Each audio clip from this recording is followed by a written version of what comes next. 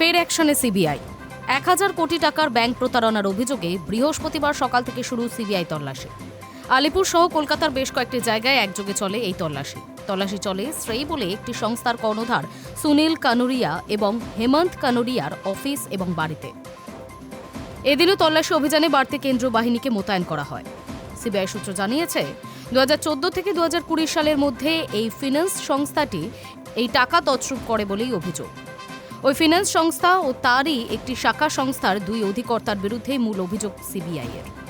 সংস্থা দুটির কর্তাদের সঙ্গে যোগাযোগ হয় একটি রাষ্ট্রায়ত্ত ব্যাংকের।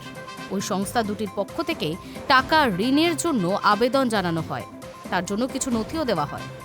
রাষ্ট্রায়ত্ত ওই ব্যাংকটির দাবি, প্রথম দফায় একটি সংস্থার পক্ষ থেকে 730 কোটি 82 লাখ টাকা ঋণ নেয়। পরের দফায় 260 কোটি 20 লাখ টাকা ঋণ নেয় অন্য সংস্থাটি। ধাপে ধাপে আরও বেশ কিছু টাকা লোন নেওয়া হয়। ব্যাংকের অভিযোগ, ঋণ নেওয়ার পরই চুক্তি লঙ্ঘন করতে থাকে দুটি সংস্থা। কিস্তির টাকা সময় মতো ফেরত দেওয়া নিয়ে সমস্যা হয়।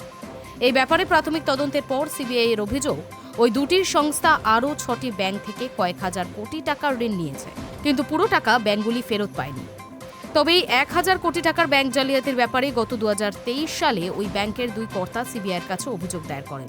এই ব্যাপারে হাইকোর্টও তদন্তের নির্দেশ দেয়। আর তারই ভিত্তিতে এদিন এই আলিপুরের সংস্থার 2 কর্ণধারের বাড়িতে সকাল সকাল পৌঁছে যান সিবিআই আধিকারিকরা। এমনকি তাদের অফিসেও তল্লাশি চলছে বলে খবর। শুধু আলিপুর নয়, শহরের আরও বেশ কিছু জায়গায় সিবিআই আধিকারিকরা তল্লাশি চালায় বলে জানা যায়। High News network.